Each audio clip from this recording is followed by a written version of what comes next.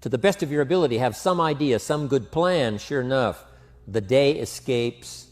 And in the morning you say, let's see, what should I do now? In the afternoon you say, hey, time's getting away from me, what should I do now? And now most of the day is lost.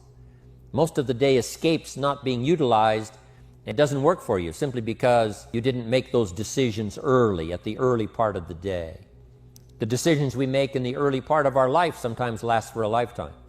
The early decisions that you make about what you're going to do with your life, those decisions are vitally important.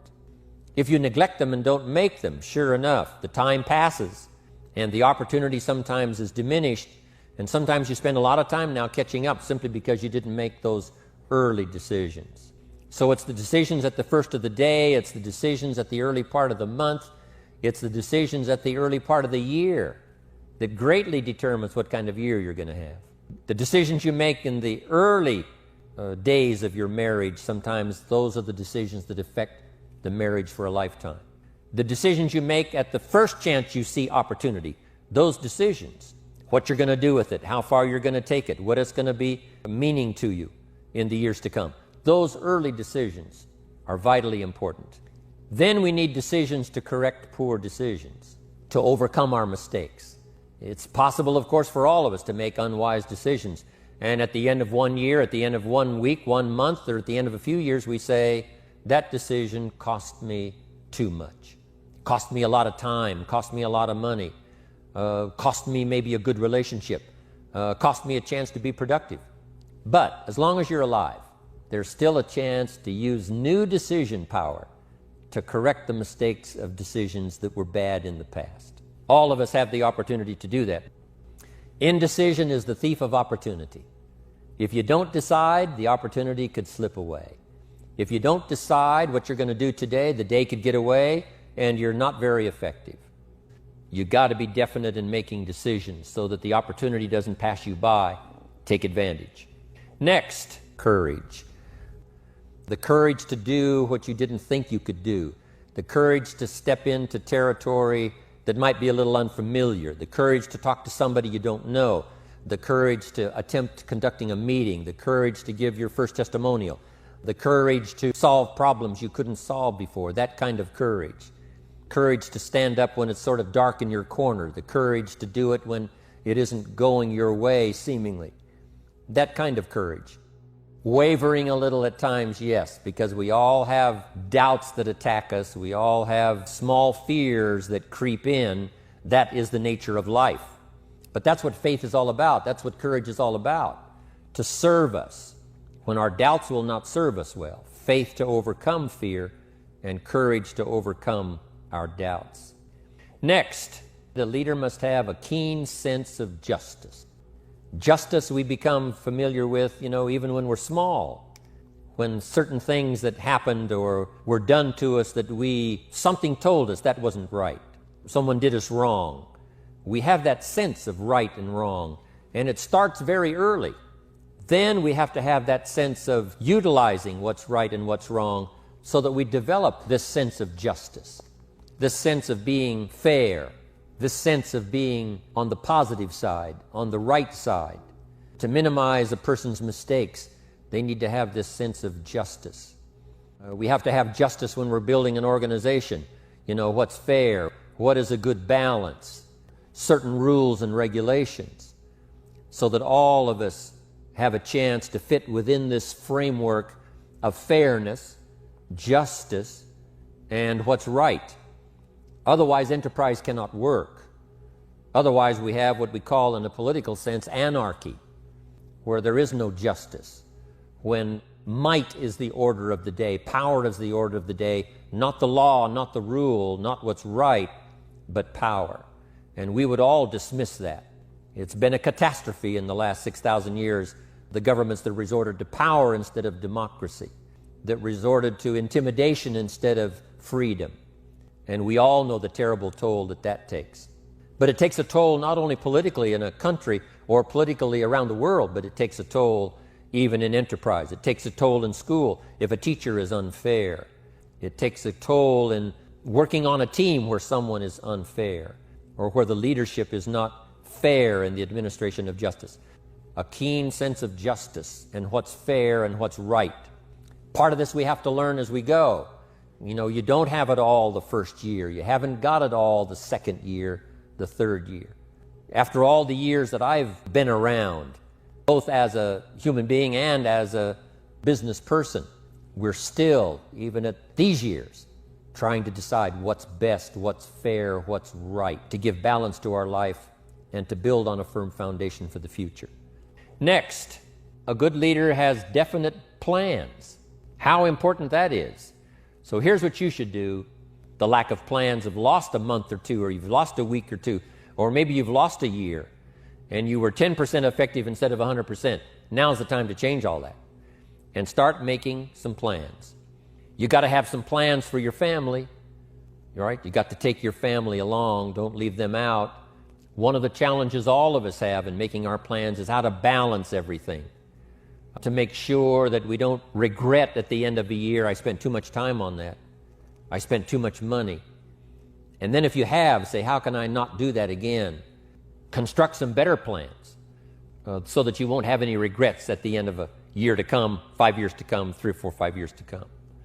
But now for you, your plans to be financially secure. You got to have a good plan for your resources so that you find yourself secure regardless of what happens. One more on plans, and that is the plan for your personal development. The plan to be better this year than last year. The plan to take the classes, attend the workshops, do everything you possibly can to show personal progress, not just financial progress, not just the progress of having one more car or one more home, but the progress of personality, the progress of communication skills, the progress in how to deal with people, progress in using your influence so that it multiplies its power by 5 by 10 versus what it used to be. You need those kind of plans. A plan for personal growth, personal development. Next, self-control. That, of course, is the very essence of life itself, is self-control. Because we all have this warfare going on. You know, it's going on in the world, the warfare between liberty and tyranny. In our own body, the warfare between health and illness. The struggle is on.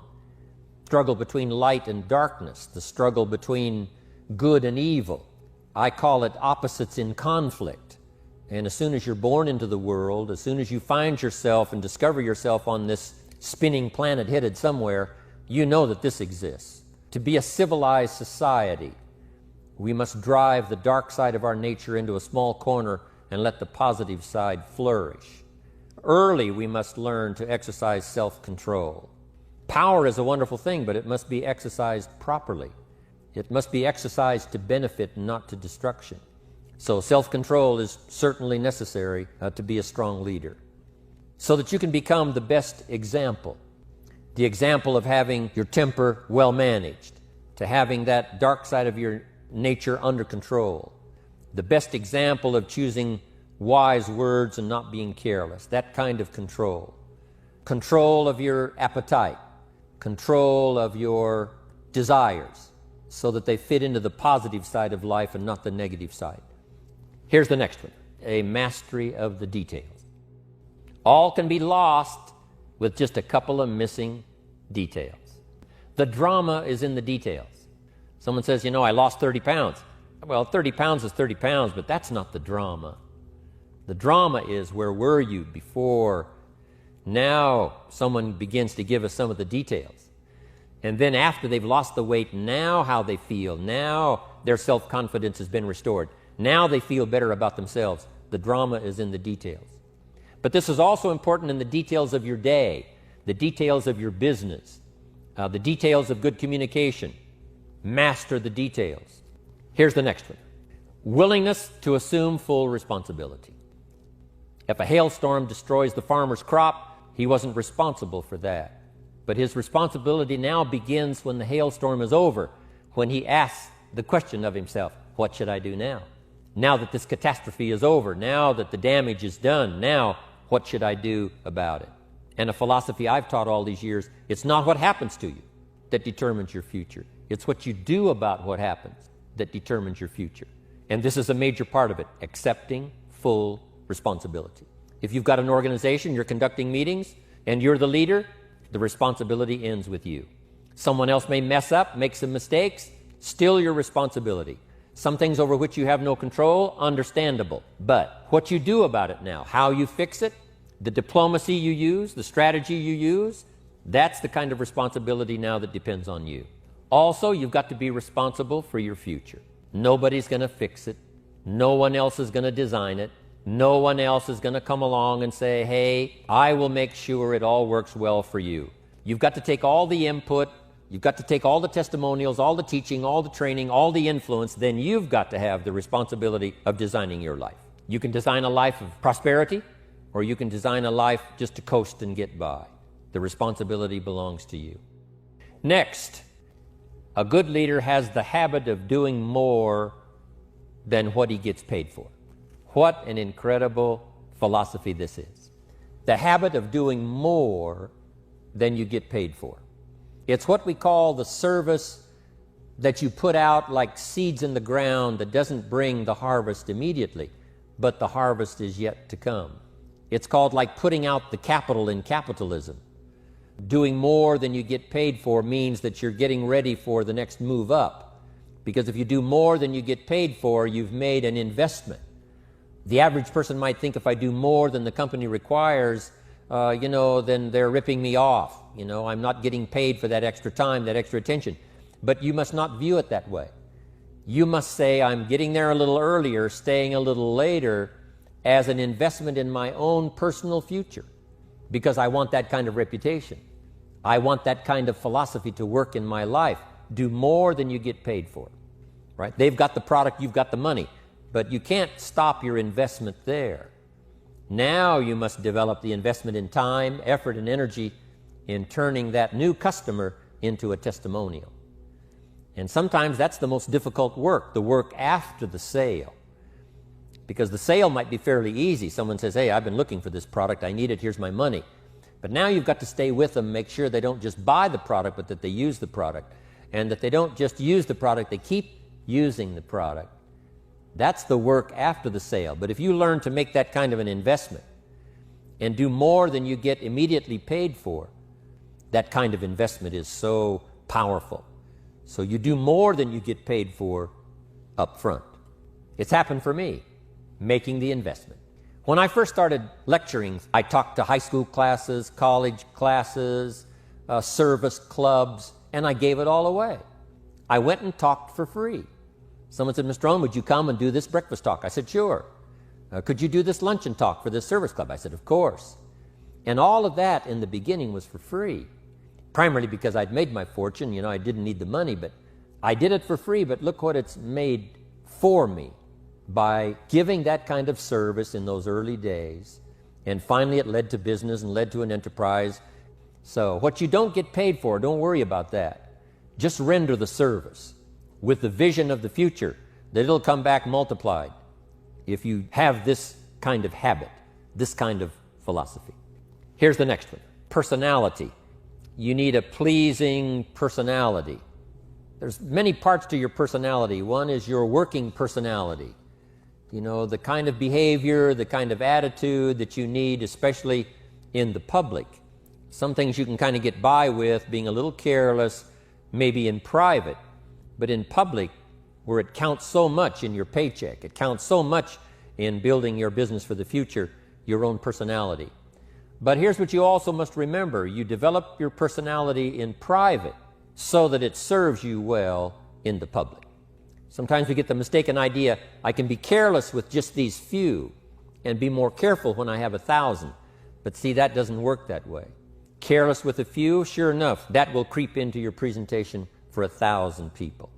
You say, well, I'm only talking to 2 people, it doesn't matter much. That's when it really matters.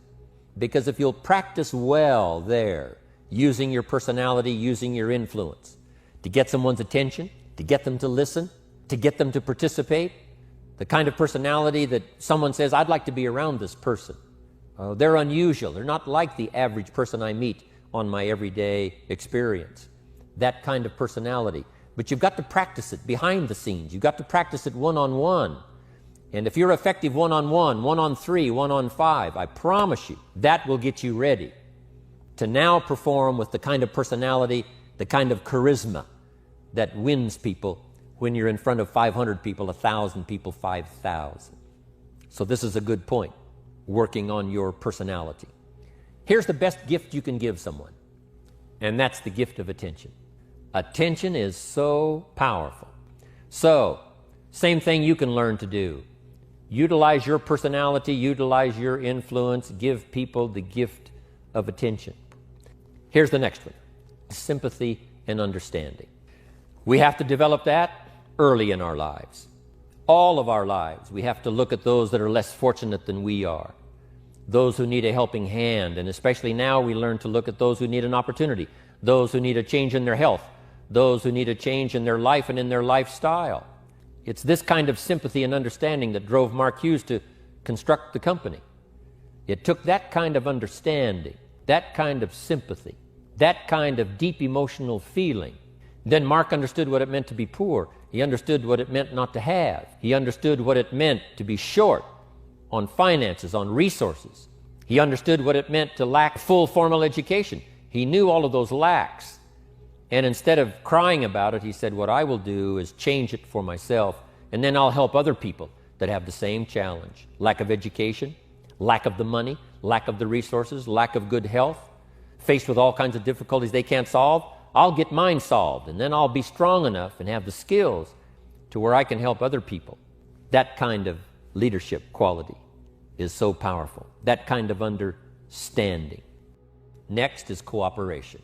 Ideas, we take advantage of each other's input, we take advantage of each other's enthusiasm, we take advantage of each other's testimonial, and we take advantage of each other's willingness to grow. No telling what kind of powerful meetings we can have if we work together. No telling how many people we can affect, even right away, if we work together. You do this part, you do this part, I'll do this part, we'll make it work together, and we'll get the ball rolling. There's an ancient phrase that says, if 2 or 3 agree, nothing is impossible. If they agree on the same project, if they agree on the same vision, if they agree on how to get there, I'm telling you, nothing is impossible. Nothing can stand in their way. Just 2 or 3. If we cooperate, there's nothing we can't do. There isn't anyone we can't touch with this incredible story. Cooperation. That's why I'm here. Send out some ideas. Give you some notes to take, something to think about and ponder, something to talk about with the people that you associate with and are building your business.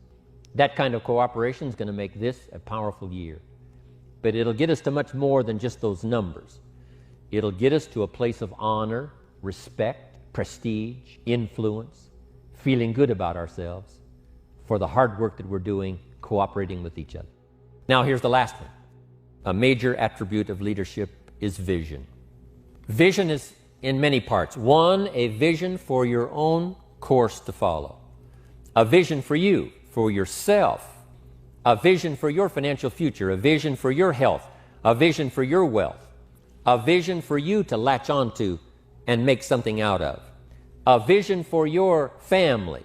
Because vision must now lift others as well as ourselves. Guess what our family is counting on? That we'll be able to see things that at first they cannot see. That we'll be able to look further into the future than perhaps they will be able to look. The same is true with your organization, the people that are around you. They're counting on your vision. Perhaps you've been there a little longer than they have. Maybe you've been there a lot longer than they have. And they will look to you to help them see things that they can't see in the beginning. And if you will do that, develop that attribute of leadership, I'm telling you, you'll have such a dramatic effect on your organization, it will be unbelievable. A vision for yourself, a vision for your family, a vision for your organization, a vision for the people that you're close to. The old prophet said, without vision, we die, we perish. Unless we can see into the future, life loses its meaning. Unless we can look further than just where we are at the moment, then we have no reason for faith, no reason for activity.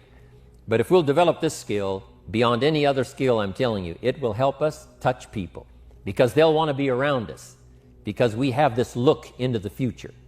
Not only the short-range vision of what we're going to do this week, this month, this year, you can have a vision that will take your organization into the future.